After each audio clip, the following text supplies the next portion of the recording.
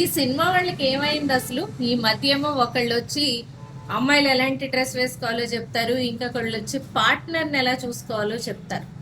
చెప్పడంలో తప్పులేదు, కానీ ఆ చెప్పే విధానంలోనే తేడా వస్తుంది.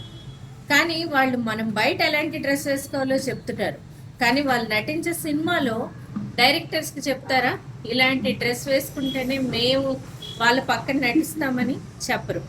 సరే, అది పక్కన పెడదాం, సారీ చెప్పేశారు కదా.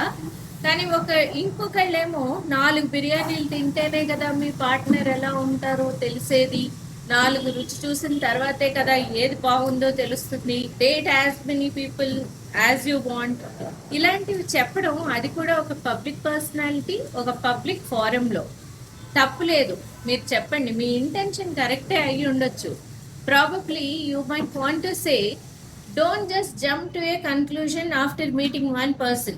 Don't just think that you are in love with that person as soon as you met that person. అంటే మీరు ఒక మనిషిని కలవగానే వీళ్ళే నా లైఫ్ పార్ట్నర్ అని ఆ మనిషి గురించి తెలియకుండా డిసైడ్ చేసుకోకండి అని చెప్పడం మీ ఇంటెన్షన్ అవ్వచ్చు. కానీ వాడే పదాలు ఏవైతే ఉన్నాయో అవి కరెక్ట్గా లేక, యూత్కి వాటిని అర్థం చేసుకునే మెచ్యూరిటీ లేక, పలానా వాళ్ళు చెప్పారు, అసలే మనం సినిమా పిచ్చోళ్ళం, ఫలానా వాళ్ళు చెప్పారు మనం ఎంతమందితో అయినా తిరగచ్చు, ఎంతమందితో అయినా ఎక్కడికైనా వెళ్ళొచ్చు, ఇలాంటివన్నీ అనుకుని ఊర్లు తిరగడం, లేకపోతే హోటల్స్లో ఉండడం, ఇవన్నీ కాదు. మనిషితో ట్రావెల్ చెయ్యండి అంటే, ఒక మనిషితో ట్రావెల్ చేయండి అంటే కొంతకాలం వాళ్ళతో స్నేహంగా ఉండొచ్చు, మనం వాళ్ళని అర్థం చేసుకోవచ్చు, ఆ తర్వాత డిసైడ్ చేసుకోవచ్చు if they can be our life partner or not.